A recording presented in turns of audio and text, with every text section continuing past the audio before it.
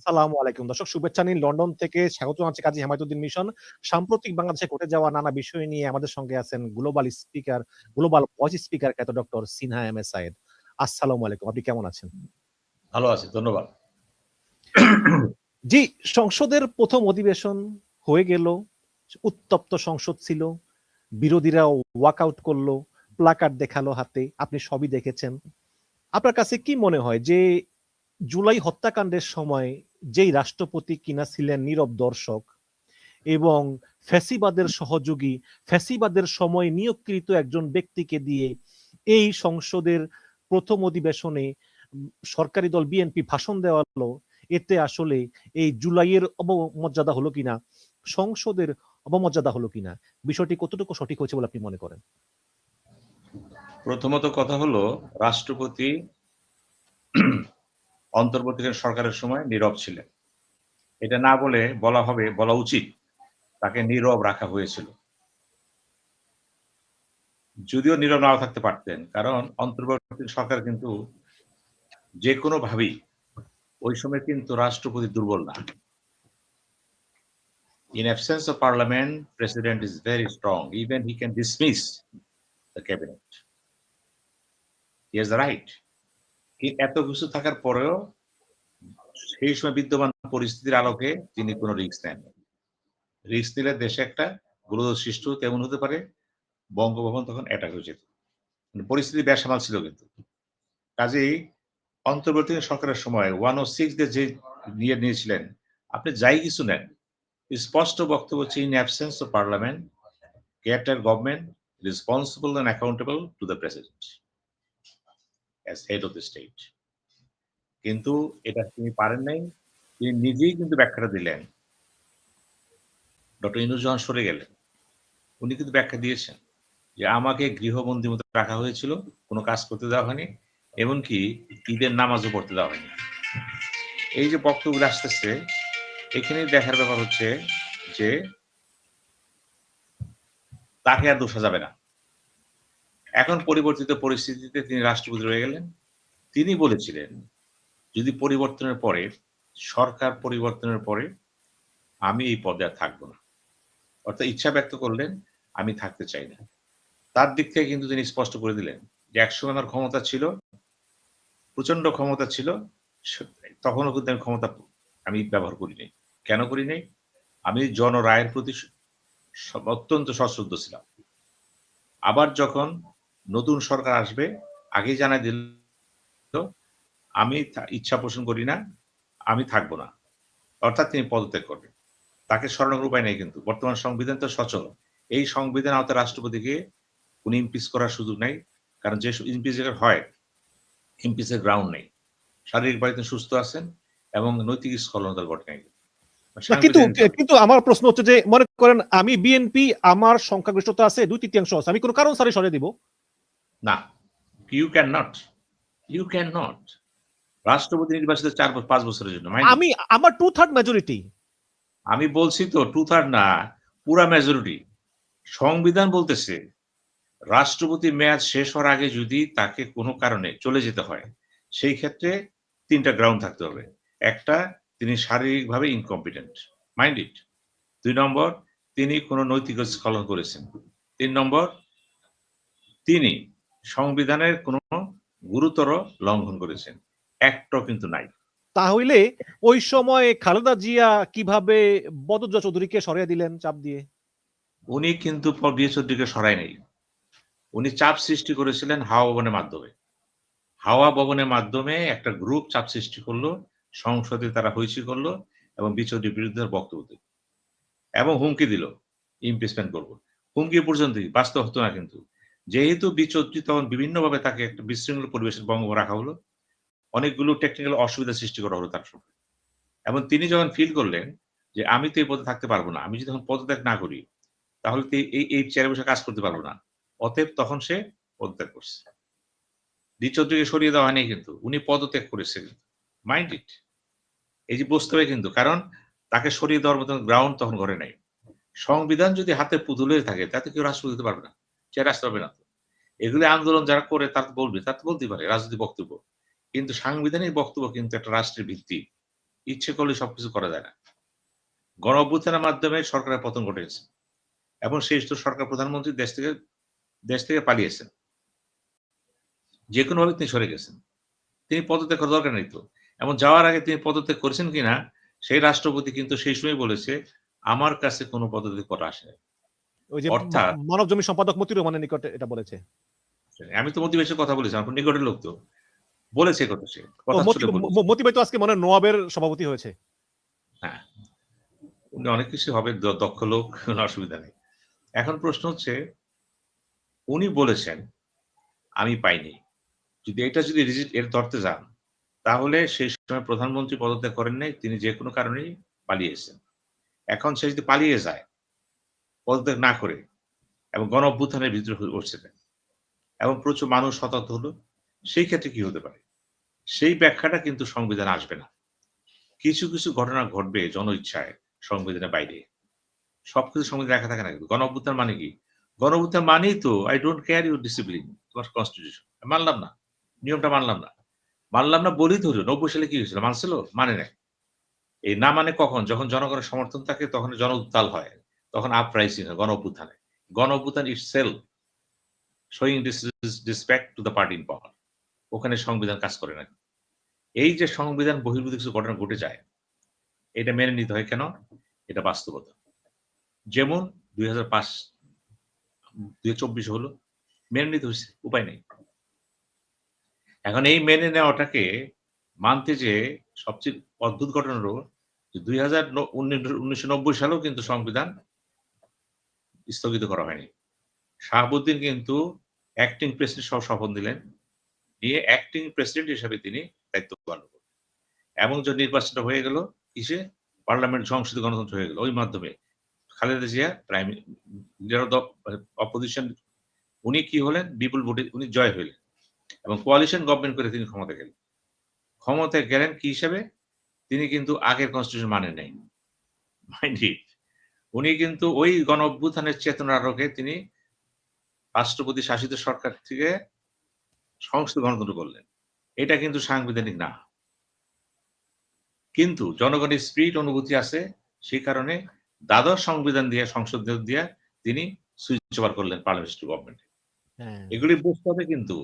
কিছু, কিছু বাস্তবতা চলে আসে সংবিধানের বাইরেই কিন্তু। আর যা কিছু ঘটে বাইরে, বুঝতে হবে জনগণের সমর্থন আছে। জনগণের সমর্থন বলে কিছু নেই। সব আউট। সংবিধান তো নাথিং বাট স্পিরিট। এটা তো জনগণের বাইরে না তো এটা। ওইটা যেমন খালেদা জিয়া যখন প্রধানমন্ত্রী হলেন, এটাও কিন্তু সাংবিধানিক ছিল না। নির্বাচনটা হয়েছে কিন্তু এই সিস্টেমে। কিন্তু কি হলো? একটা অর্ডার থাকতে পারে সেখানে। কিন্তু উনি তো প্রধানমন্ত্রী হয়ে গেলেন। কিন্তু শপথ দিলেন প্রধানমন্ত্রী হিসাবে। এখন শাহাবুদ্দিন সাহেবের কিভাবে করালেন? উনি তো রাষ্ট্রপতির কাছে acting president should hand over the power to new president. সে তো করেননি। এটা মেনে নিচ্ছি। এটাও মেনে নিচ্ছি কিন্তু আমরা। এগুলো নিয়ে কিন্তু অযথা বিতর্ক করে লাভ নেই কিন্তু। খুঁটিনাটি আসবে না কিন্তু। সব কথা শেষ কথা, জনগণের আশা, জনগণের শক্তি, জনগণের বিশ্বাস। Will of the people is above all. It supersedes all the constitutional provisions sometimes. ওইটা হয়েছে এখানে। এখন যদি বলেন সংবিধান সচল আছে, অবশ্যই আছে। তাহলে প্রধানমন্ত্রী পালায় গেছে, অবশ্যই গেছে। তাহলে পালায় গেলে তো গণ অভ্যুত্থান হয়েছে, অসুবিধা নেই। নির্বাচন দিয়ে দেন। যেটা নেপালে হলো। না কেন নির্বাচন নেপাল দেব? এখানে বিপ্লবী সরকার হয়ে যদি আজকে সংবিধানটা ছুঁড়ে ফেলে দিত তাহলে তো এগুলো হতো না। আজকে আপনি দেখেন যে ইউনূস সরকার বৈধ কিনা, নির্বাচন বৈধ কিনা, আবার তারেক রহমান সরকার বৈধ কিনা। এত বৈধতার প্রশ্ন তো আসতো না। বিপ্লবী সরকার সংবিধান ছুঁড়ে ফেলে দেন, নতুন ভাবে শপথ করেন। এটা হলে কেমন হতো? না, এগুলি কথাগুলো এইজন্য আসতেছে যে বিভিন্ন কোয়ার্টার থেকে বলা হচ্ছে এগুলি। এখন যদি আপনি বলেন বিপ্লব হয় নাই তো। বিপ্লব হইছে কিন্তু আপনি স্বীকৃতি দেন নাই। আপনি বলছেন এটা গণ অভ্যুত্থান। এবং এই কনস্টিটিউশন টিকে গেল। ইউনূস সাহেব এই কনস্টিটিউশন আওতায় এই রাষ্ট্রপতির কাছে শপথ নিল। অর্থাৎ কনস্টিটিউশন সচল। এই যদি তাই থাকে তাহলে সোজা হিসাবটা কি? নেপালে যেটা হয়েছে দেখেন। সোজা হিসাব হলো ওই সরকার ৩ মাস বা ৬ মাস যেভাবে হোক বুঝা নির্বাচন দিবেন, নতুন প্রেসিডেন্ট নতুন গভর্নমেন্ট চলে আসবে। শেষ।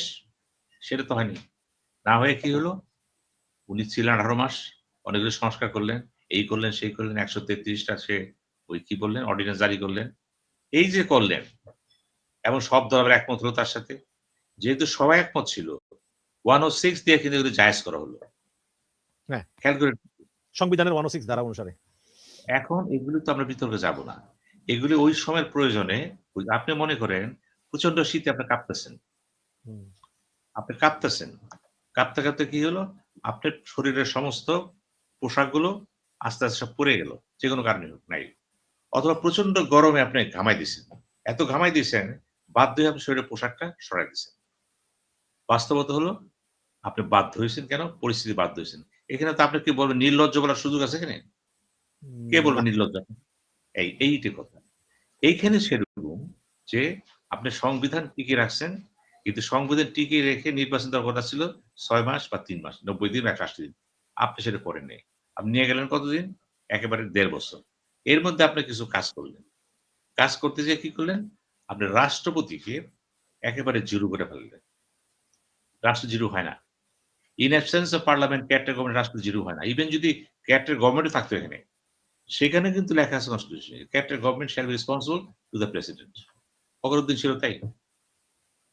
খেয়াল করবেন কিন্তু ফখরুদ্দিন তাই ছিল।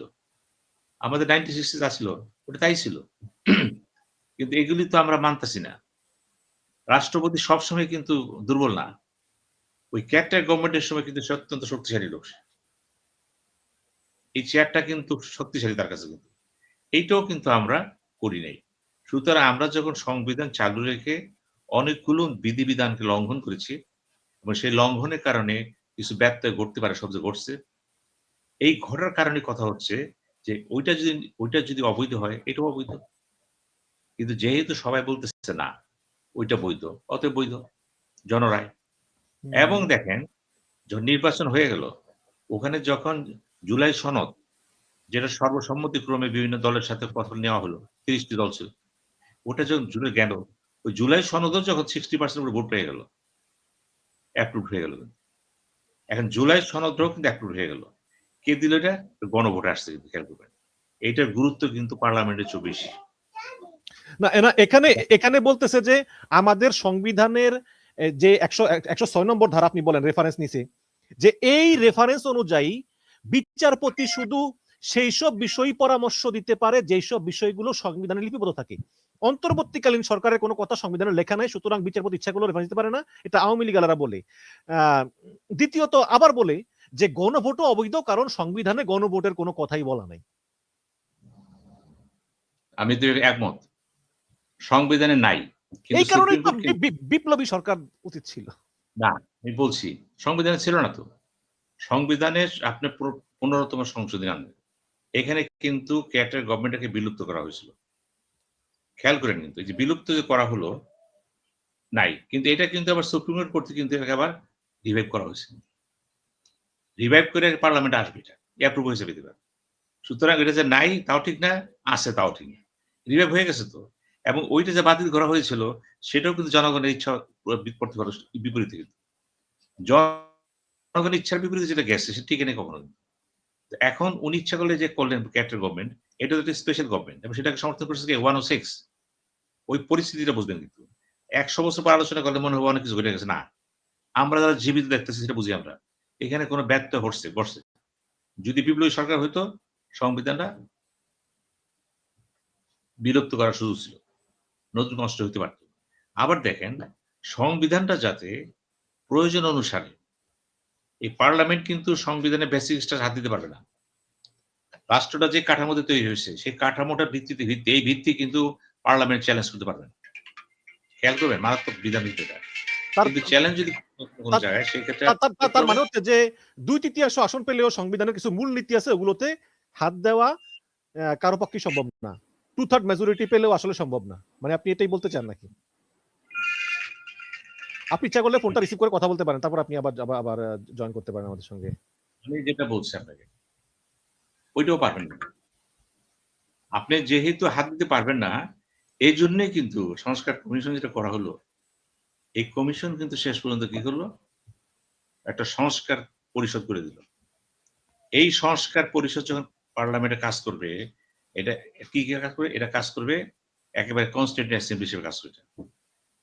তারা কিন্তু সংবিধানের বেসিক্সটা হাত দিতে পারবে। এটা জনগণের রায় কিন্তু। এইখানেই কিন্তু মূল সূত্রটা নিহত। যদি সংস্কার যে পরিশোধ করা হয়েছে পার্লামেন্টের ভিতরে, এটা কিন্তু একটা সার্বভৌমিক অস্তিত্ব সেখানে আসছে কিন্তু।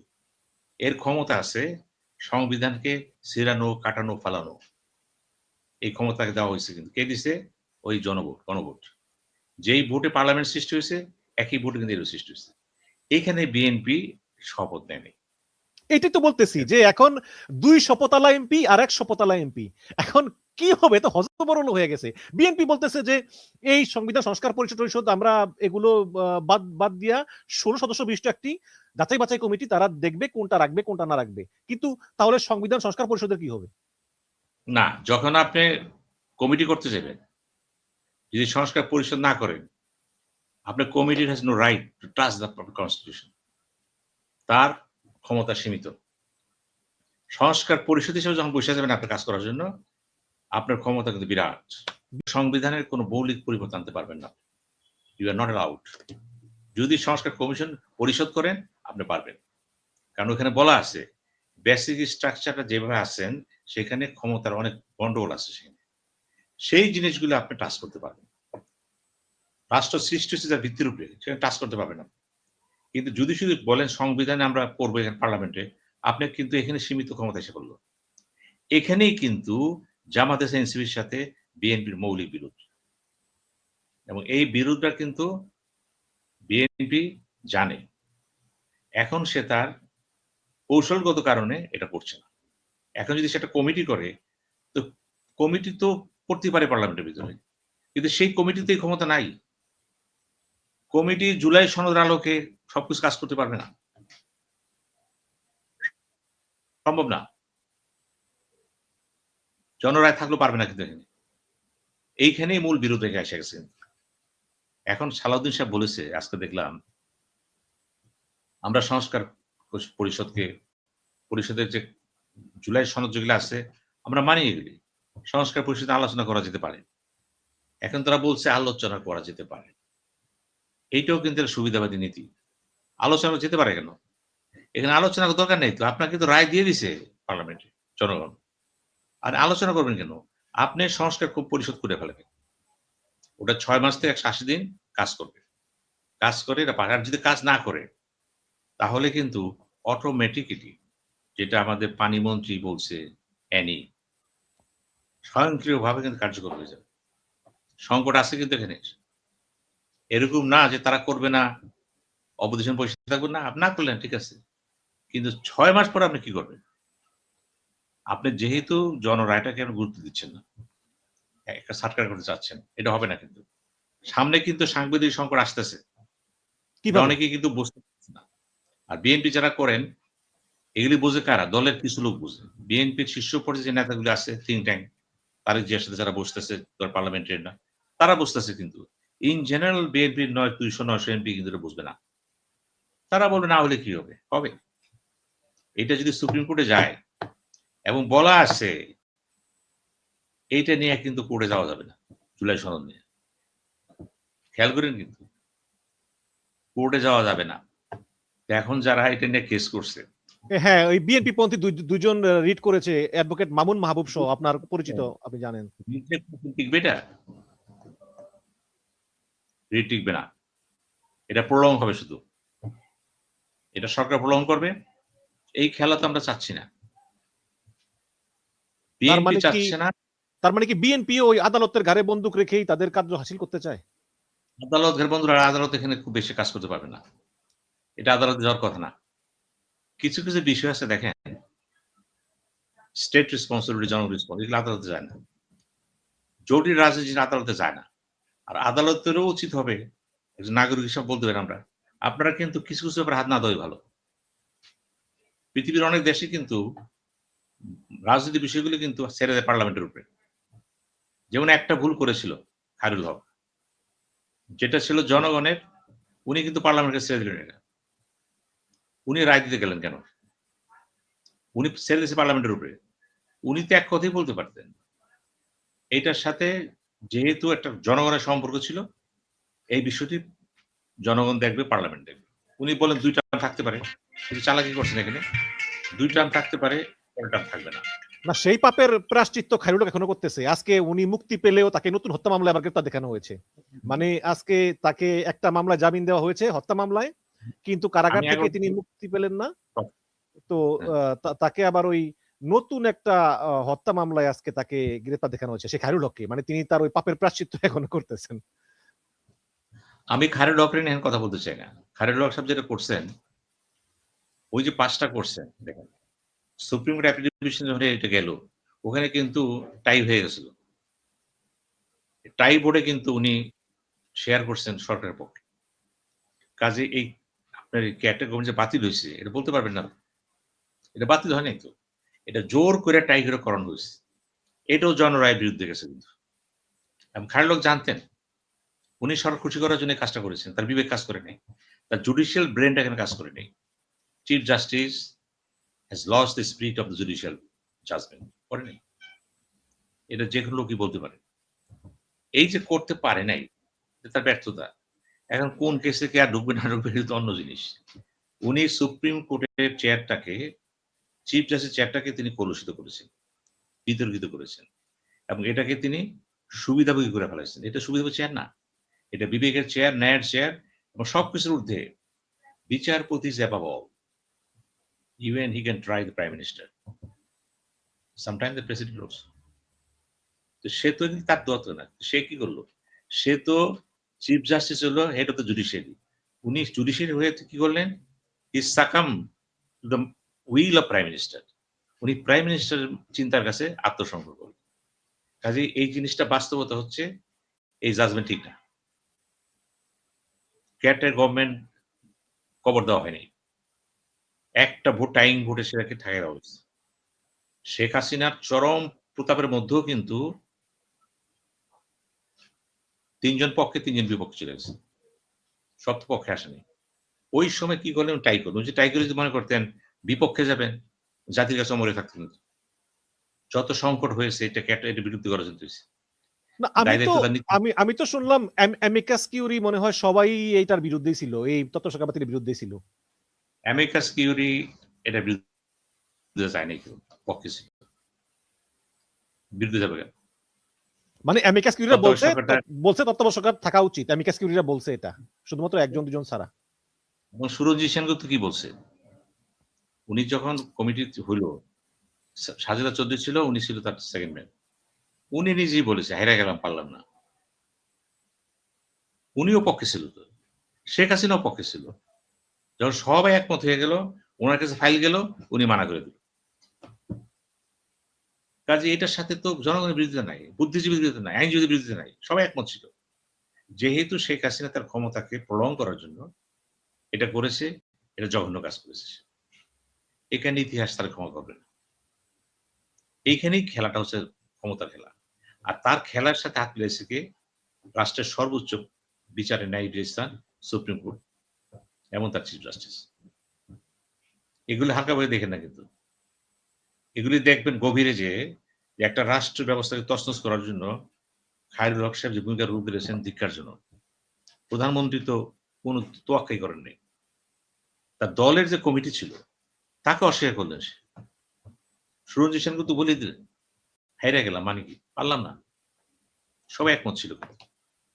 কাজে এটা বলতে পারবেন না তত্ত্বাবধায়ক কি হয়েছিল দর্শকের। ওটা আবার সুপ্রিম কোর্ট কি করছে? রিয়েক্ট করে দিছে। পার্লামেন্টে যে অ্যামেন্ডমেন্ট পাস হয়ে যাব, শেষ। এইটা তো জনগণের বিরুদ্ধে না। এটা তো জনগণই বলতেছে যে নির্বাচনের সময় আমরা একটা নির্দলীয় সরকার চাই যাতে কোনো দল প্রভাব বিস্তার করতে না পারে। এটা কেন গণতন্ত্রের বিরুদ্ধে যাব? আমার দেশ তো সেই পর্যায়ে যায়নি। আমি তো ভারত না। একটা স্থিতিশীলতা আছে সেখানে। পাকিস্তানে তো একটা সিস্টেম আছে দেখেন। এই জন্য বললাম, যদি কলমের জোরে যদি যৌক্তিকভাবে লেখালেখি শুরু করে, লাভটা কি? আপনাদের সংস্কৃতি, পলিটিক্যাল সংস্কৃতি কি? মানুষের বিশ্বাসটা কি? এই বিশ্বাসটা কিন্তু খায়রুল হক সাহেব জেনে শুনে গলা টিপে মেরে ফেলেছে। প্রধানমন্ত্রী কি হলো? উনি প্রধানমন্ত্রীর নির্দেশে কাজ করছে। এইখানে জুডিশিয়ারি হেরে গেছে, যা রাষ্ট্রের জন্য ছিল ভয়ঙ্কর। অবশ্যই খায়রুল হক সাহেবকে জবাবদিহি করতে হবে। ওই চেয়ারে বসে তিনি কেন এটা করলেন? কোনো কিন্তু ব্যর্থ আমরা তো নাই। এও জানি যে বিচারপতির রায়ের জন্য তাকে শাস্তি দেওয়া যায় না। বিচারপতি রায়ের জন্য শাস্তি দেওয়া যায় না, আমি আপনার সাথে একমত। আবার দেওয়া যায় যদি মনে করে নিচের কোর্টের কোন বিচারক ভুল সিদ্ধান্ত দিয়ে বসে, সেই সিদ্ধান্ত উপরে কোর্টে গেলে বাতিল হয়ে যায় যদি যৌক্তিক কারণ না থাকে। তবে উপরের কোর্ট যদি দেখে যে রায় জাজমেন্টের ক্ষেত্রে এমন কিছু ঘটনা ঘটেছে যাতে মনে হচ্ছে যে বিচারপতি উদ্দেশ্যপ্রণোদিতভাবে রায়টাকে কারো পক্ষে নিয়ে গেছে, জুডিশিয়াল হ্যারাসমেন্ট আছে তো সেখানে, বিচার থাকবে না কেন? ওই যে বললেন জুডিশিয়াল কাউন্সিল করে কেন? বিচারপতি সরায় দেওয়ার জন্য। আপনার রায় না, রায়টা যদি একেবারে অনৈতিক হয়, সংবিধান বিরোধী হয়, পক্ষপাতমূলক হয়, অবশ্যই তার বিরুদ্ধে অ্যাকশন নেওয়া যাবে। আপনাকে প্রমাণ করতে হবে তো আমি যেটা করেছি এই অ্যাঙ্গেলে করেছি, এই বিশ্বাস আমি করেছি। আপনার সামনে প্রমাণ আছে, আপনার প্রত্যেক বিশ্বাস মিথ্যা। বিচারপতি তো মন গড়া কাজ করতে পারবে না। বিচারপতির মন তো জুডিশিয়াল মাইন্ড। প্রমাণ করতে হবে you have a judicial mind. Judicial মানে কি? আপনার পদ্ধতি, চিন্তা ভাবনা সবগুলোর পিছনে অটাক্ষ যুক্তি আছে এবং আইনের বিধান আছে। ওইটা যদি জুডিশিয়াল মাইন্ড না হয়, রোমান্টিক মাইন্ড হয়, হবে না? তাহলে জুডিশিয়াল মাইন্ড বলছেন কেন? জুডিশিয়াল ব্রেন বলতেছেন কেন? বিচারপতি তো কথার কথা বললাম, উনি তো কবি না, উনি সাহিত্যিকও না, উনি অর্থনীতিবিদও না, উনি হচ্ছেন বিচারক এবং তার একটা বিচারক করার মতো যোগ্যতা ব্রেন থাকতে হবে। সে ব্রেনটা কি? Judicial process. এই ক্ষেত্রে সে সিদ্ধস্ত। এখানে যদি সে পক্ষপাতিত্ব করে, রায় তো বাতিল হবে, সে তো বর্ষা না খাবে উপরে করে। যতগুলি ফাঁসি দেওয়া হয় যে সেশন কোর্টে, সবগুলি ফাঁসি দেওয়ার আগে কিন্তু ওই ফাইলটা চলে যায় হাইকোর্টে। হাইকোর্ট থেকে অ্যাপ্রুভ নেয়। পরে যদি দেখা যায় হাইকোর্টে যায় আবার ওরা কিন্তু উল্টে দিতে পারে হাইকোর্ট। এই ক্ষেত্রে কি হয় বলেন? না, বিচারপতি বিচার হবে না। শুধু তার ভুল ভ্রান্তি সংশোধন করে দেবে। এটা ঠিক আছে কিন্তু। কিন্তু বিচারপতি যদি কখনো উদ্দেশ্য প্রণোদিতভাবে আইনকে ধর্ষণ করে, মিসলিড করে, সেটা দেখার ব্যাপার আছে। গ্রস মিস্টেক করে দেখার ব্যাপার আছে। এটা অসদাচরণ হয়ে যাবে কিন্তু। অসদাচরণের সংখ্যা তো অনেক বড়। কাজে এককভাবে কিছু না। সাদামাটা বলা যায় বিচারের জন্য, রায়ের জন্য তার কোন শাস্তি হবে। এটা ঠিক আছে। কিন্তু তিনি উদ্দেশ্য প্রণোদিতভাবে যদি কিছু করে, সেটা যদি প্রমাণিত হয়, তখন প্রমাণ করতে হবে রায় দেওয়ার সময় তার জুডিশিয়াল ব্রেন ওয়ার্ক করে। এটা যদি প্রমাণ করতে পারেন, সব হয়ে গেল। কে বলছে করা যাবে না? না বলতে কোনো শব্দ নেই তো। কেউই কিন্তু দেশের স্বাধীন না। মানে সাধারণত করা যায় না আরকি, কিন্তু আপনি তো ব্যাখ্যা দিলেনই যে বিশেষ পরিস্থিতিতে করা হ্যাঁ, যেতে পারে। বলছি তো। যেমন ধরেন একটা কথা আছে না? সরল বিশ্বাসে কাজটা করছে। কে করছে? পুলিশ। এই যে অনেস্ট বিলিভ, ক্রিমিনাল ল তে একটা কনসেপ্ট আছে অনেস্ট বিলিভ। পুলিশ তাকে গুলি করছে, অনেস্ট বিলিফে তাকে গুলি করছে। সে বিশ্বাস করছে লোকটা এখন চুরি করবো, ডাকাতি করবো। এখন যদি গুলি না করি তাহলে এই বাসা চুরি হয়ে যাবে। এখন এই অনেস্ট বিলিভের সংজ্ঞা আছে। অনেস্ট বিলিভ প্রমাণ করতে হবে যে আমি কেন অনেস্ট বিলিভ করলাম? আমার কাছে মনে হচ্ছে ডাকাতি হবে, ওর হাতে অস্ত্র ছিল এবং ওর ভাবভঙ্গি ছিল। এগুলো যদি প্রমাণ করতে পারে যে আমার অনেস্ট বিলিভের পিছনে একটা কার্যকারণ জুডিশিয়াল একটা জাজমেন্ট ছিল আমার। দেন অনেস্ট বিলিভ। অনেস্ট বিলিভ অর্থ এই না বিশ্বাস করলাম তা না, গুলি করলাম তা না। এটাও কিন্তু সাধারণ লোকেরা বোঝে না কিন্তু। এটা আইনজীবীরা বুঝবে। লয়াররা বুঝবে, বিচারপতি। অনেস্ট বিলিভের একটা ব্যাখ্যা আছে। ওদের ক্রাইটেরিয়া আছে। এই ক্ষেত্রে প্রমাণ হবে এটা অনেস্ট বিলিভ করছে। আপনি একটা লোক ডাইকে আনলেন থানায়, পিটান শুরু করলেন এক সময়। স্বার্থ, আপনি কোন স্বার্থে করলেন। কারণ আপনাকে প্রমাণ করতে হবে তাকে পিটানোর পিছনে আপনার কোন মানে মৌলিক কোন কারণ ছিল কিনা। আপনি প্রমাণ করতে পারলেন না। না, কোনো কারণ নেই। আমার অনেস্ট বিলিভ, এই কারণে আমি পিটাইতেছি। অনেস্ট বিলিভ প্রমাণ করতে হবে তো। অনেস্ট বিলিভ এর শর্ত আছে তো। কতগুলি বাস্তব শর্ত আছে তো। কি কারণে আপনার অনেস্ট বিলিভ সৃষ্টি হলো? আপনারা ঠিক আছে অনেস্ট বিলিভ করছেন। অনেস্ট বিলিভ এর কতগুলো টেস্ট আছে কিন্তু। বুঝছেন? টেস্ট হচ্ছে রিয়ালিটিটা কি ছিল। আপনি কি অনেস্ট বিলিভ করতে পারেন কিনা? কোন ক্ষেত্রে করলেন? তারপরে হবে। কোর্ট কিন্তু সোজা না এত। অনেস্ট বিলিভ এর সংজ্ঞা আছে কিন্তু।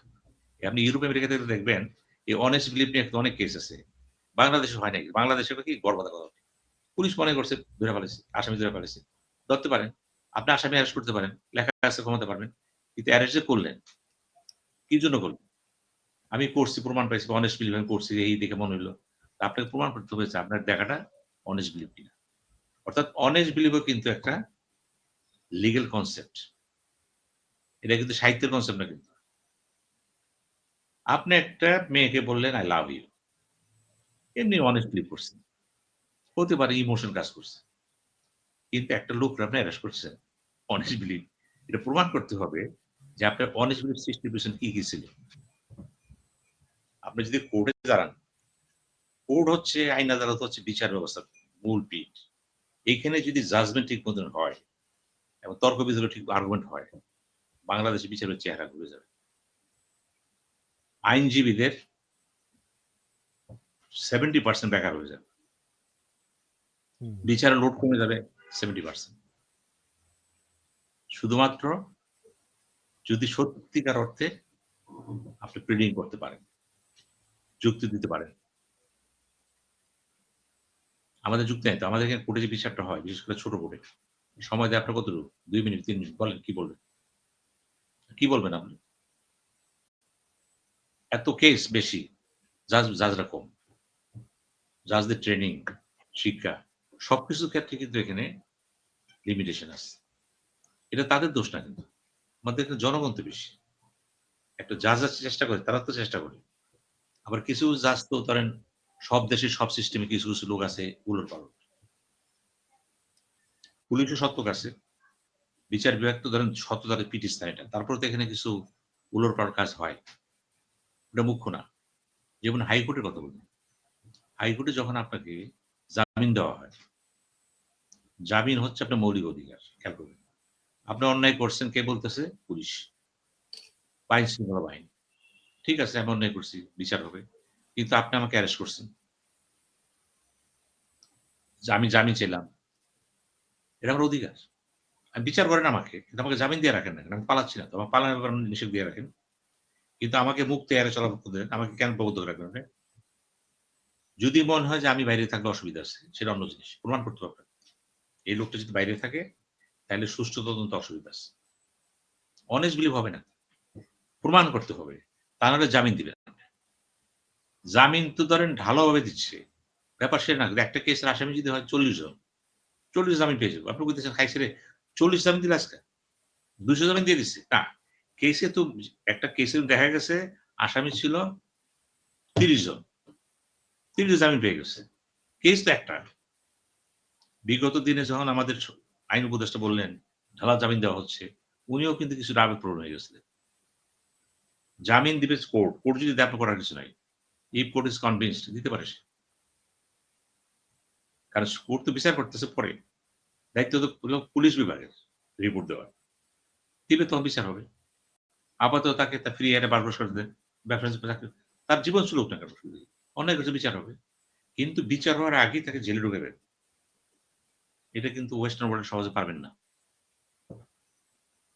আপনি অ্যারেস্ট করার আগে কিন্তু আপনাকে প্রমাণ করতে হবে সে অ্যারেস্ট হতে পারে কিনা। শুধু ওয়ারেন্ট দিলে হবে না। এইসব ক্ষেত্রে কিন্তু আমাদের নাগরিক অধিকার গণতন্ত্র অত্যন্ত পিছিয়ে আছে কিন্তু।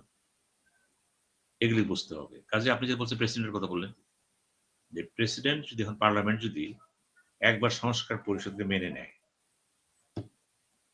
তাহলে কিন্তু তার ক্ষমতা অনেক বেশি। উনি অনেক পরিবর্তন, সংযোজন, বিযোজন করতে পারবেন।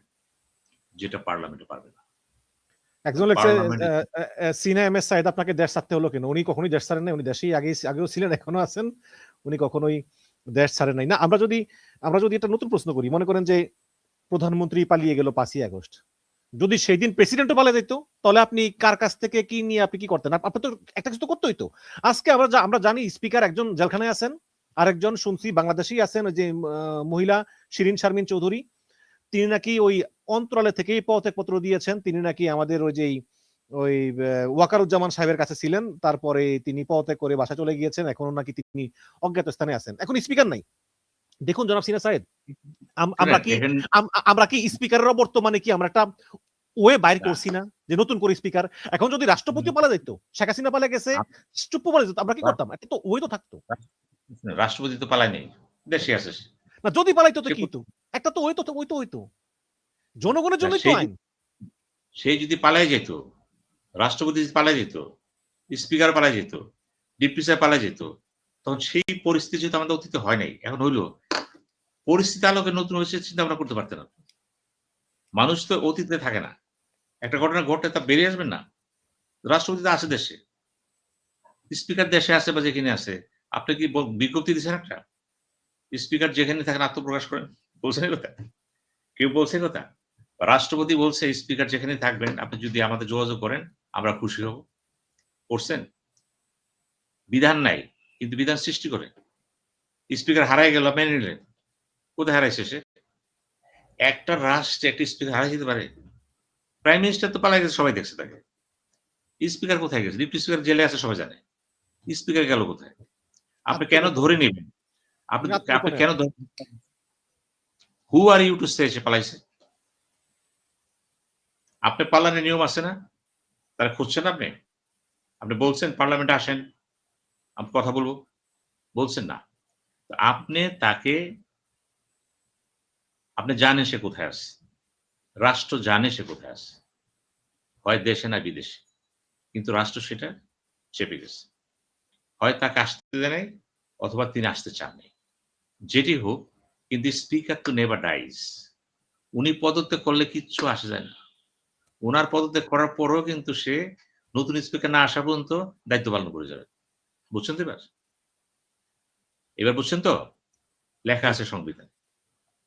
প্রাইম মিনিস্টার পদত্যাগ করার পরে নতুন প্রাইম মিনিস্টার না আসা পর্যন্ত উনি কন্টিনিউ করবেন। প্রেসিডেন্ট পদত্যাগ করার পরেও কালকে যদি চুপ্পুষা পদত্যাগ করে, গৃহীত হবে, নতুন প্রেসিডেন্ট আসা পর্যন্ত তিনি কন্টিনিউ করে যাবেন।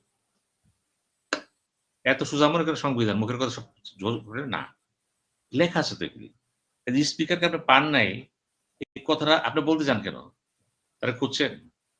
একটা স্পিকার দেশ হারায় গেল। এটা কি? তাহলে আপনি বলেন, স্পিকার হারায় গেলে এই দেশে আর কে থাকতে পারে এখন তো? এটা হলো? ছেলে মানুষের কথাবার্তা কিন্তু। এগুলো আজকে বলতেছেন, এগুলো কিন্তু ১০-১২ বছর পরে মানুষ হাসাহাসি করবে।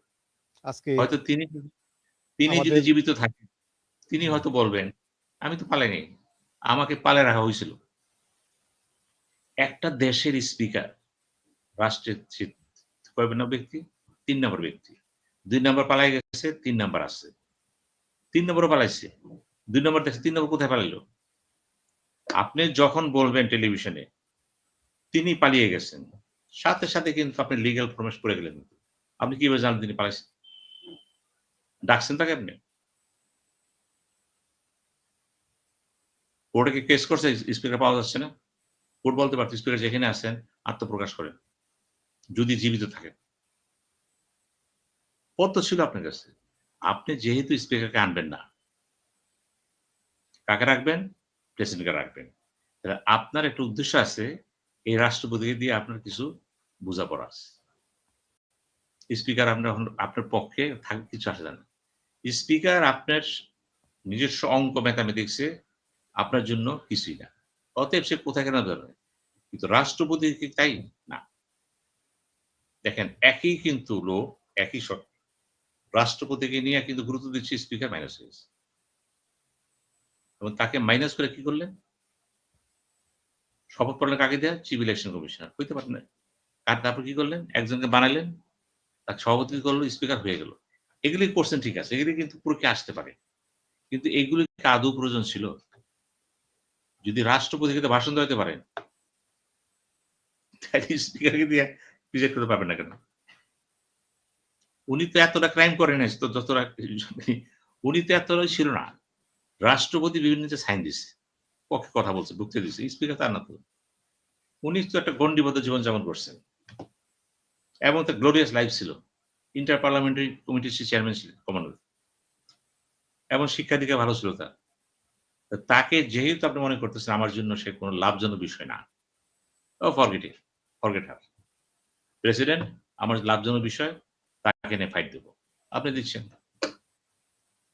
আমি একটা প্রশ্ন রেখেছি এখানে। বিদগ্ধ সমাজের কাছে, আইনজীবীদের কাছে, বিচারপতিদের কাছে, কোর্টের কাছে এবং চিফ জাস্টিসের কাছে, রাষ্ট্রপতির কাছে।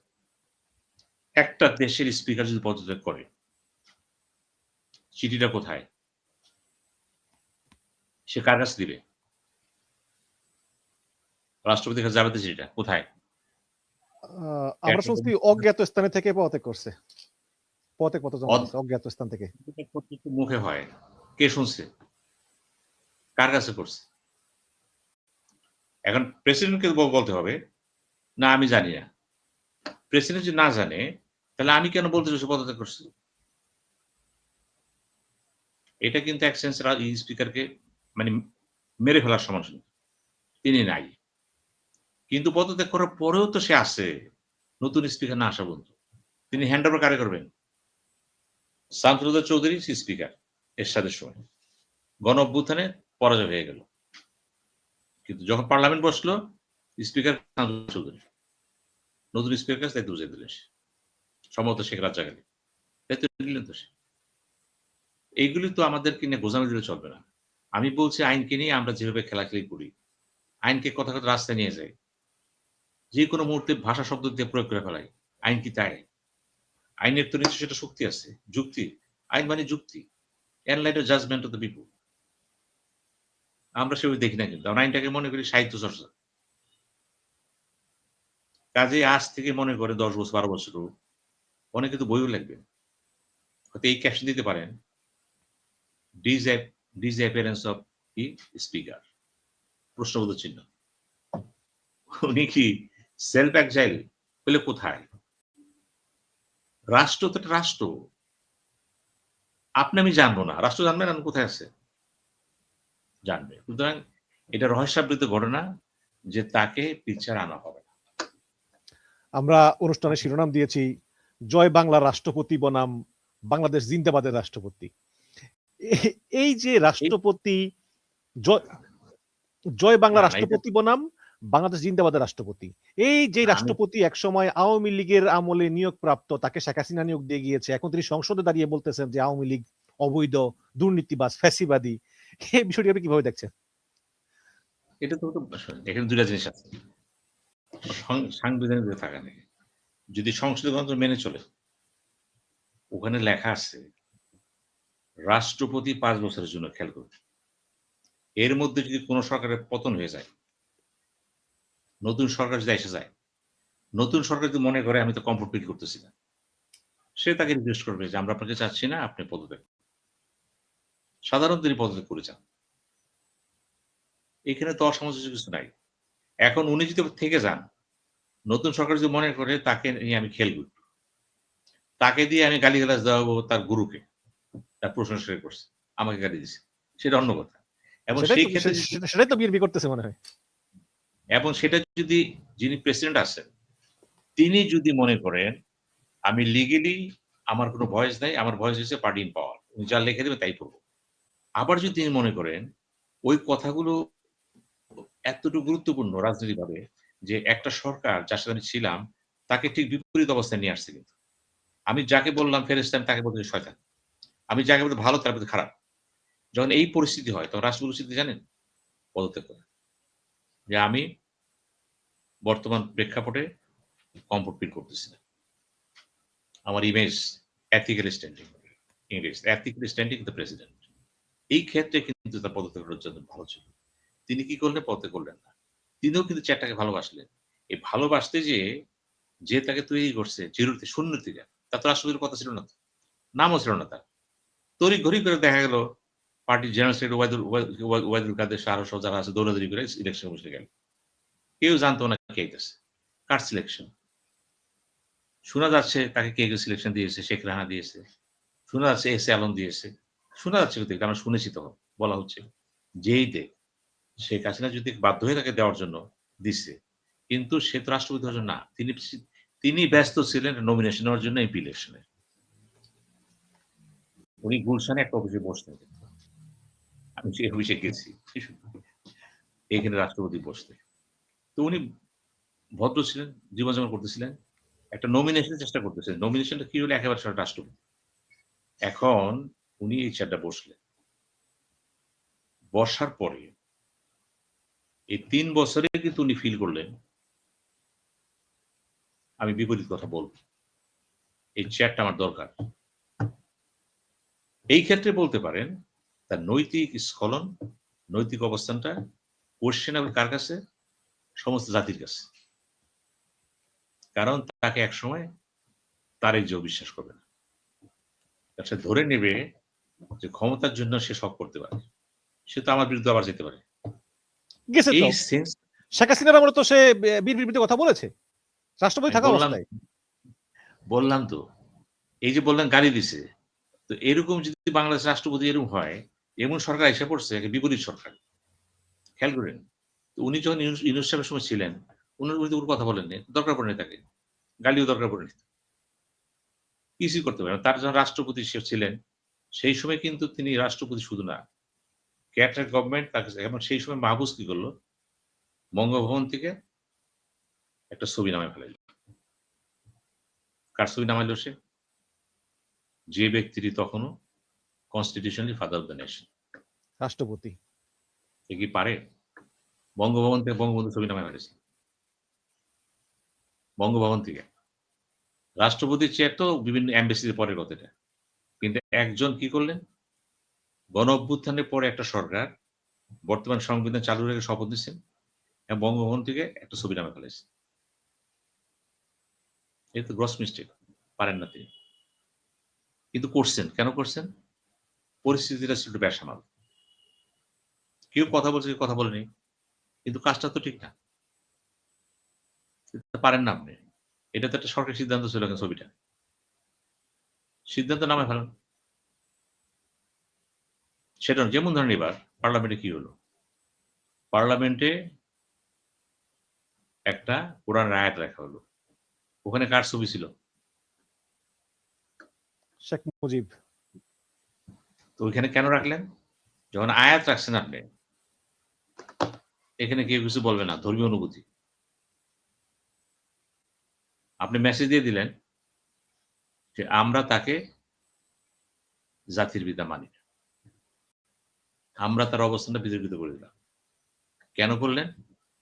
এই বিস্ময় কেউ নামাইতে পারবে ভবিষ্যতে কেউ এসে? পারবেন না। যেমন ধরেন শাহজালাল আন্তর্জাতিক বিমানবন্দর, নাম ছিল কি জিয়া ইন্টারন্যাশনাল এয়ারপোর্ট। হাসিনার আমলে যখন এই নামটা চেঞ্জ করা হলো, কৌশলী ভাবে এমন নাম দিয়ে দিল যে নামের সাথে মানুষের অনুভূতি জড়িত আছে, ওটা চেঞ্জ করলে একটু অসুবিধা লাগে, ওটা আছে। এইবারও দেখবেন অনেক নাম চেঞ্জ হয়ে গেছে। তো এই যে 133টা অডিয়েন্স আসছে, যে শেখ মুজিব পরিবার কেউ নাই, সব বাদ।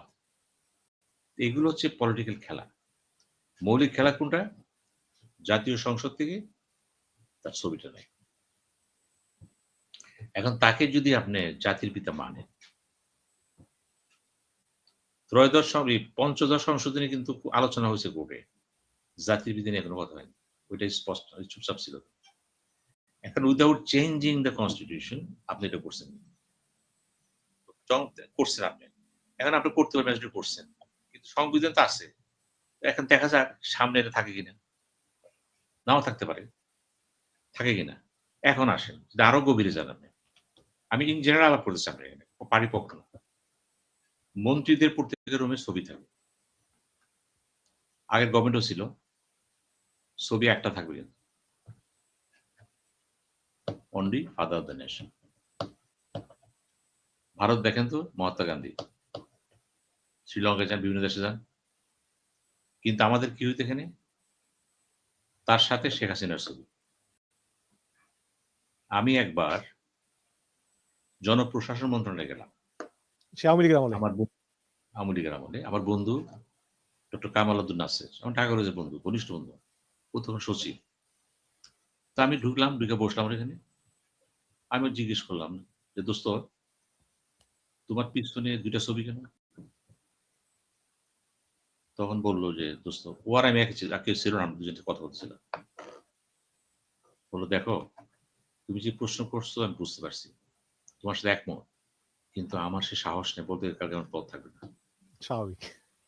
অর্থাৎ কনস্টিটিউশনটাকে এখানে মানা হয়নি, বাস্তবতা, এই বাস্তবতাকে আমি মানা করতে পারবো।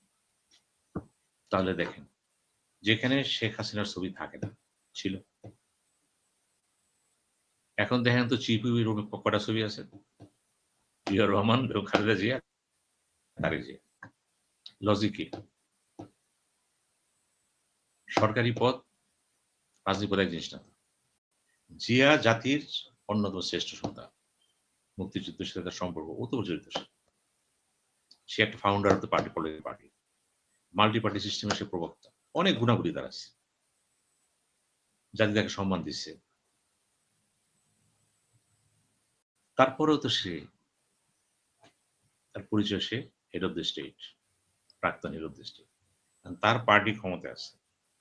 ভবিষ্যতে যদি মনে করে, কথার কথা বললাম, আজ থেকে 15 বছর পরে, আরো পরে যখন তারেক জিয়াও থাকবেন না, যে কোন ক্রমে তারেকের মেয়ে চলে আসে পাওয়ারে, সেদিন কি তারেক জিয়ার ছবিও থাকবে? 4 টা ছবি থাকবে? এইগুলির ব্যাপারে কিন্তু খুব কঠিন সিদ্ধান্ত নেবে তারেক জিয়া।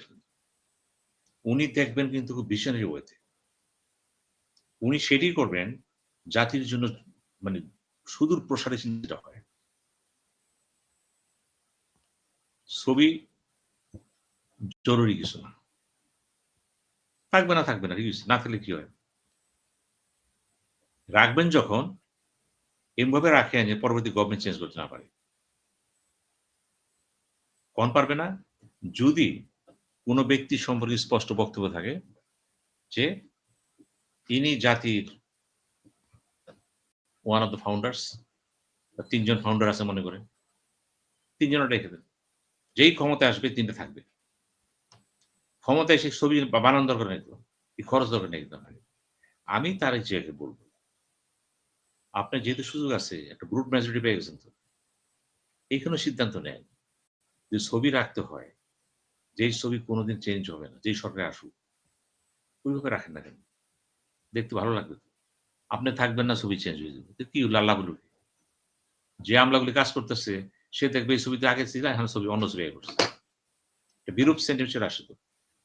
এই কারণেই তো ছবি না দিয়া ওই কালে মাথায় দিছে লেখা। আমি তো বললাম যে ওখানে কালমা তৈব দিচ্ছেন, ঠিক আছে। আমি তো এটা মানা করতেছি না। ওখানে বসাইছেন। এই কালমা তৈব তো কারো ক্ষমতা নেই ভবিষ্যতে এসে চেঞ্জ করবে। এটা ধর্মীয় অনুভূতি। যেমন শাহজালালের নামটা চেঞ্জ করতে পারবে নাকি? অনুভূতি আছে কিন্তু। তারপর সিলেটের কি নাম? এয়ারপোর্টের ওসমানী বিমানবন্দর। ওসমানী তো চেঞ্জ হতে পারে। কিন্তু একটা ওখানে একজন দরবেশের নাম আছে। শাহজালাল না, ওই যে শাহজালালের মাজার। শাহপর না কি একটা নাম আছে ওই সিলেট এয়ারপোর্টের। তো সেখানে তো ধরেন চিরং এয়ারপোর্ট নাম ছিল না, শাহনাম ছিল, তাই তো? এইগুলি নিয়ে কিন্তু বিতর্ক হইতেই পারে, হবে। কিন্তু এগুলি যত দ্রুত সম্ভব এগুলি সেটেলমেন্ট হওয়া উচিত ভবিষ্যৎ জেনারেশন। এরপরে যদি আমরা আবার নতুনভাবে দেখি, আবার বিতর্ক হচ্ছে, আবার কথা হচ্ছে, লাভটা কি আমার? যেমন শেখ হাসিনার আমল যতগুলি ছিল, আমি দেখলাম ১৩৩ টার মধ্যে কতগুলি অ্যামেন্ডমেন্ট আছে এই অর্ডিন্যান্স। শেখ পরিবারের কারো নাম কোথাও থাকবে না। কারণ নামগুলি সরকারি পর্যায়ে দেওয়া হয়েছিল। এখানে অবদান কি? একটা লোকের অবদান কি থাকে? সে অবদান রাখা হয়নি। তার ছেলে তার মেয়েটা হয়নি, বাতিল হয়ে গেল। শেখ মুজিবের নামে যে বঙ্গবন্ধু হাসমি ছিল পিজি, চেঞ্জ হয়ে গেল। বাংলাদেশ মেডিকেল কলেজ হয়ে গেল। এরকম ধরনের অনেক জায়গায় চেঞ্জ হয়ে যাবে। এই জন্য আমি বলছি যে আমাদের এখানে রাজনীতিবিদরা এতটা দ্বিধা বিভক্ত, এতটা বহুতা বিভক্ত, একে অপরকে শত্রু মনে করে। এক টেবিলে বসে খেতে পারে না।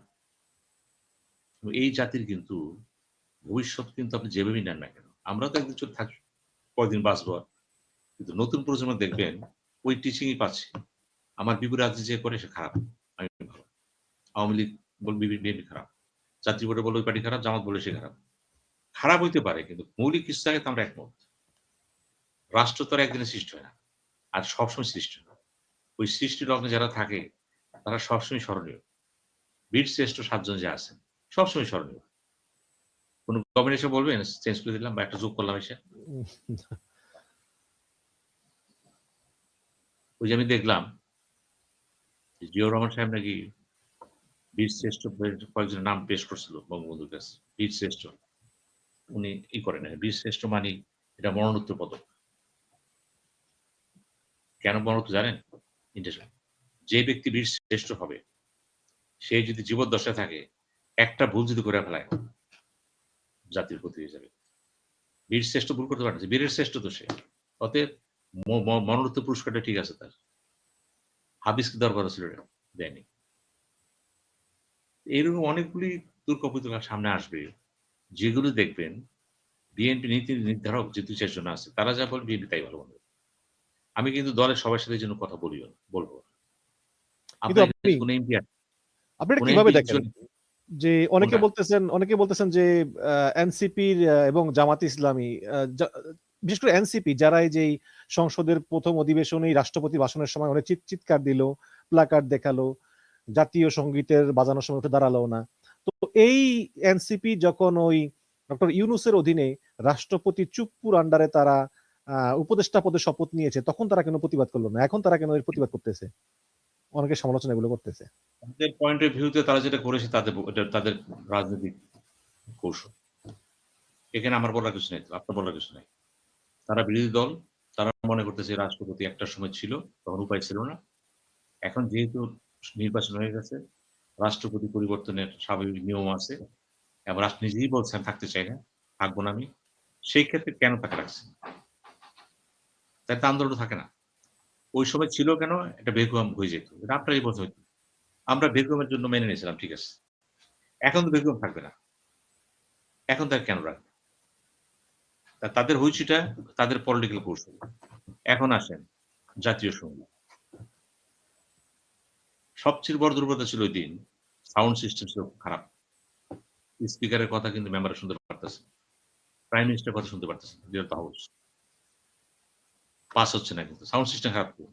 এবং যখন জাতীয় সঙ্গীত বাজাচ্ছি, ফখরুল ইসলাম হাত দিয়ে ছেড়ে দিচ্ছে সবাইকে, দলের দাঁড়াও দাঁড়াও দাঁড়াও। ইভেন প্রেসিডেন্টের পিছনে দাঁড়িয়ে ছিল, সেও কিন্তু সারা দিচ্ছিল। সাউন্ড সিস্টেম খারাপ কিন্তু। যখন তারা দেখলো যে জানতে বুঝতে পারলো যে না জাতীয় সঙ্গীত, তারা দাঁড়ায় গেছে সব। যেহেতু সবাই দাঁড়ায় গেছে, আগের ভুলটা বড় করতেছেন কেন? যদি পরে না দাঁড়াইতো আপনি বলতে পারতেন। আপনি জামাত ইসলাম বা যারা ছিল এখানে না, ওই এনসিপি ওই দলটা তো জামাত ইসলাম, বুঝেন না? এই কারণে বলে জামাত ইসলাম এই দেশের জাতীয় সঙ্গীতকে সম্মান করে না। ছিল, রুমিন ফারহানা ছিল, আরো ২-৩ জন এনডিম্যান ছিল। সবাই তো একই পদ্ধতি নিচ্ছে। প্রশ্ন হলো যে এখানে এই জিনিসটা কিন্তু আমি বলতে চাচ্ছি না। জামাত ইসলাম কি জাতীয় সঙ্গীতের বিরুদ্ধে বলছে, বিবৃতি দিয়েছে কোনো? যেটা সে না তার সেদিন নিচ্ছে না কেন সে? সে তো বলে নাই আমি পরিবর্তন চাই। জাতিসংঘের বিরুদ্ধে সে কখনো কথা বলেনি। জামাত ইসলাম কি ১৯০০ নিজামী যে মন্ত্রী ছিল, মানে নাই? কোন আমলে বলছে সঙ্গীত মানি না? নির্বাচনী ম্যানিফেস্টো দিচ্ছে মানি না? এই জিনিসগুলো কিন্তু আপনারা বড় কইরেন না। যেটা জামাতের মূল কর্মসূচি না, তাকে দিচ্ছেন কেন এটা? এটা এক ধরনের লোকেরা, সাংবাদিকরা এখানে খেলে। আল্লাহর রহমতে Facebook, YouTube তো আছে। একেবারে 60 তে 40% সব মিথ্যা, 70% AI দিয়ে তৈরি করছে। কোনটা যে সত্য কোনটা মিথ্যা আমি নিজে বুঝি না। এইজন্য আমি ইদানিং আমি দেখিই না এখন। কারণ কোনটা বিশ্বাস কোনটা বিশ্বাস করে জানি না তো। একেবারে ছবি-টবি দিয়ে সব কথা বলতেছে। মানে AI তো এরকম একটা পর্যায়ে গেছে, ভবিষ্যতে মনে হচ্ছে AI এর জন্য স্বাভাবিক জীবনটা বিধ্বস্ত হয়ে যাবে। বিধ্বস্ত হয়ে যাবে। কেন এগুলো হচ্ছে? এইজন্যই বললাম আপনাকে যে তারা প্রতিবাদ করতেই পারে। অসুবিধা কি? তারা পেট ভাঙে নাই তো। চেয়ার তো ভাঙেনি তারা। তারা তো দাঁড়াইছে সবাই শেষ পর্যন্ত। ভুল ছিল। আপনার তো সাউন্ড সিস্টেম খারাপ ছিল তো। এখন প্রশ্ন করেন, পার্লামেন্ট সেশন সাউন্ড সিস্টেম খারাপ হলো কেন? কি ঘাস খাইছে এতদিন? পার্লামেন্ট অফিস কি ঘাস খাইছে? যে এই ঠিক করতে পারেনি? তারা কেন সাউন্ড সিস্টেমটা চেক করলো না আগেই? হ্যাঁ, পার্লামেন্ট সিস্টেম কারণ না। এটা তো একটা ইন্টারন্যাশনাল টেন্ডারের ব্যাপার ছিল এটা। এখানে ইঞ্জিনিয়ার সবই আছে। এই অবস্থা কেন এটা হবে? চাকরি গেছে কেউ? এর এবার আসতে লাগে না? পার্লামেন্ট বসে নাই, অতএব এখানে গরু ঘাস খাবে, অসুবিধা কি? এটাই ছিল। বেতন নিচ্ছেন কেন আপনারা? পার্লামেন্টের সেক্রেটারি কি করছে? এখানে তো জবাবদিহি আসল ছিল কমিটি করে। এখানে একটা কমিটি দরকার ছিল, কমিটি। এবং সেখানে অপোজিশন মেম্বারও থাকবে। কি কারণে সাউন্ড সিস্টেমটা ছিল না? কোন ষড়যন্ত্র ছিল? আপনারা এইভাবে দেখবেন। সব থেকে গেছে তার দাঁড়ায়নি। এগুলি কোনো আলোচনা না, এগুলো হচ্ছে জানেন, এগুলো সমস্যাকে আরো কঠিন করে দেওয়া। আপনি আপনি কি মনে করেন যে রাষ্ট্রপতি চুপ্পুকে তারা বিএনপি কি ফুল মেয়াদ শেষ করতে দিবে কিনা? আমি একটা মানে অনেক মন্তব্য শুনলাম, তারা বলতেছে যে এখন যদি রাষ্ট্রপতিকে বাদ দিয়া দেয় তাহলে সমস্যা, রাষ্ট্রপতিকে আর 6 মাস পরে বাদ দিলে হইব কি আগামী নির্বাচনের সময়ে বিএনপির দলীয় রাষ্ট্রপতি থাকবে। তো আপনি কি মনে করেন যে আসলে 6 মাস পরে বাদ দিবে নাকি রাষ্ট্রপতিকে পুরো তার মেয়াদ কমপ্লিট করতে দিবে? আমি আবার আপনাকে বলছি, রাষ্ট্রপতি থাকা না নির্ভর করতেছে তারিখের উপর, এবং একটা ভূ রাজনীতি এখানে আছে। কেন রাষ্ট্রপতিকে এই মুহূর্তে দরকার? কোন কথা কোন কাজ তাকে দিয়ে করাইবেন? I have a plan. খেয়াল করে নিন। কি সেই প্ল্যান? এই তারেক জিয়া কিন্তু জিয়াউর রহমানের সন্তান, বেগম খালেদা জিয়ার সন্তান। এই তারেক জিয়া কিন্তু দুঃখ কষ্ট বেদনা, বাপ হারাইছে, মা হারাইছে, ভাই হারাইছে, নিজে অত্যাচারের শিকার হয়েছে, 17 বছর দেশের বাইরে ছিল, অনেকগুলো চ্যালেঞ্জের মুখে তৈরি হয়েছে, এবং সে এখন কি হয়েছে, একেবারে কঠিন এক তারেক জিয়া বলেছে। এই তারেক জিয়া 2004 সালে তার জিয়ার কোনো সম্পর্ক নেই। কাজে এই তারেক জিয়ার কাছে যা কিছু তিনি করবেন, তার সিদ্ধান্ত কিন্তু সুদূর প্রসারী, হালকা কিছু। যে পিনাকি ভট্টাচার্য দেখেন একটা বের করছে, একটা ভিডিও আছে, সেখানে সে বলতেছে যে আমি তারেক জিয়াকে ফোন করলাম, উনি আমাকে দাদা বলতেন, আমি তাকে ভাই বললাম। আমি তাকে জিজ্ঞেস করলাম ক্যাটের গভর্নমেন্টের সময় যে রাষ্ট্রপতির পদটা ধরে রাখার জন্য আপনি মরিয়া কেন? তখন তারেক জিয়া তারা বলল, আমি কোট করতেছি, যে দেখেন আমি বহুদিন দেশের বাইরে আছি, আমার মেয়েটাও দেশকে চিনে না, যেতে চাই। এমন কিছু ঘটনা আছে যেগুলো আমি বলতে পারবো না। সবগুলি সিগনিমেন্ট, এটা কে বলতেছে পিনাকি ভিডিও করে বলতেছেন। এবং আরো বলছে যে দাদা আপনার রাজনীতি আপনি করেন, আমাদের রাজনীতি আমাদেরকে করতে দেন। এখন আসে, তারেক জিয়া কিন্তু নেতা, দল ছিল, পিনাকি দল চালায় না, পিনাকি ইউটিউবার। তিনি অনেক কিছু জানেন, কিন্তু তার জানার ভিতরে কিন্তু সীমাবদ্ধতা আছে, বোঝার সীমাবদ্ধতা আছে, তারেক জিয়া কিন্তু সেগুলি নাই। উনি জানেন যে কোথায় উৎস কোথায় শেষ, কিভাবে কি হলো, এগুলি ব্যাখ্যা দিতে পারবেন পিনাকি তার ওয়েতে, কিন্তু উনি তারেক জিয়া না, উনি দলের চেয়ারম্যানও না, প্রাইম মিনিস্টার কিছুই না, এবং তার কথা কি উঠবে, তার কথা যারা উঠবে নামবে সাময়িক, আইসেছে কাল নেই। কিন্তু বিএনপি তার সংঘবদ্ধ দল, কোটি কোটি লোক বসে রয়েছে তার জন্য। এইখানে তারেক জিয়া চিন্তা ভাবনাগুলো তার সাথে মিশবে না, এবং তিনি দেশ আসার আগেও বলছেন, আমি দেশে আসতে পারছি না, এটা আমার কাছে না, একা আমার কাছে না, কার কাছে সেটাও সে বলে নেই। আবার যখন দেখা গেল 7 দিনের মধ্যে চেঞ্জ হয়ে গেল, এত সম্বর্ধনা পেয়ে গেলেন, উনি নিজেও চিন্তা করেন, এখন হইল, এখন উনিই বলতে পারবেন, বা ওনার সাথে যারা ঘনিষ্ঠ 2-1 জন আছে, যাদের কাছে তিনি প্রকাশ করতে পারবেন, তার মিসেস জানেন, তার মেয়ে জানবে, বা আরো 2-1 জন সালাদুই জানতে পারে, যদি পারে, বা যে বা যারা তাকে বাধা দিচ্ছে তারা জানবে কোথায় বাধা ছিল, কেন আসতে পারলো, কেন দেশে আসার সময় এত সিকিউরিটি দেওয়া হলো, একদম রাস্তাঘাট সব ফ্রি করে দেওয়া হলো। উনি এক নেমে ফোন করলেন কাকে, ওই বসে এখানে তার শাশুড়ি ছিল সেখানে, শেষ ওয়াইফ ছিল সেখানে, উনি মোবাইলে ফোন করলেন একজন, আমরা সবাই দেখলাম যে আমি সেফলি পৌঁছেছি, আপনাকে ধন্যবাদ। উনি কাকে ধন্যবাদ দিলেন? ইউনূসকে। ইউনূসকে, ইউনূসকে ধন্যবাদ দিলেন, সেফলি আমি পৌঁছেছি। তার পৌঁছার পিছনে কারণ ছিল লন্ডন ডায়ালগে কি হয়েছে না হয়েছে আমরা বলছি আকার ইঙ্গিতে। এখন খলিলের ভূমিকাটা কি ছিল পরে জানতে পারলেন তো সব, is the mastermind of the whole thing.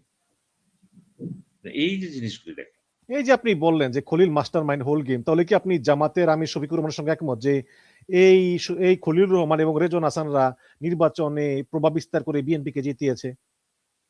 খলিলের সাথে নির্বাচনের কোনো সম্পর্ক আছে বলে মনে হয় না। খলিল এগুলি খেলে না। খলিল গেছে ইন্টারন্যাশনাল ডিপ্লোমেসি, পলিটিক্স এবং রাজনীতি। তাহলে এই ভাড়ায় চালিত পররাষ্ট্রমন্ত্রী কেন বানানো লাগলো? কার পরামর্শে?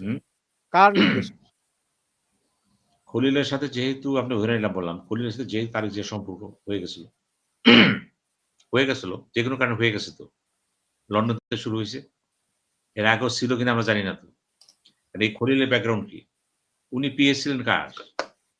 বিচারপতি, চিফ জাস্টিস, ক্যাটার গভর্নমেন্টের চিফ হলো যে 96 সালে বোধহয়, আর 2001 সালে। হ্যাঁ, না, না, সিনেমা ছিল যে লতিফুর রহমানের সেক্রেটারি ছিলেন।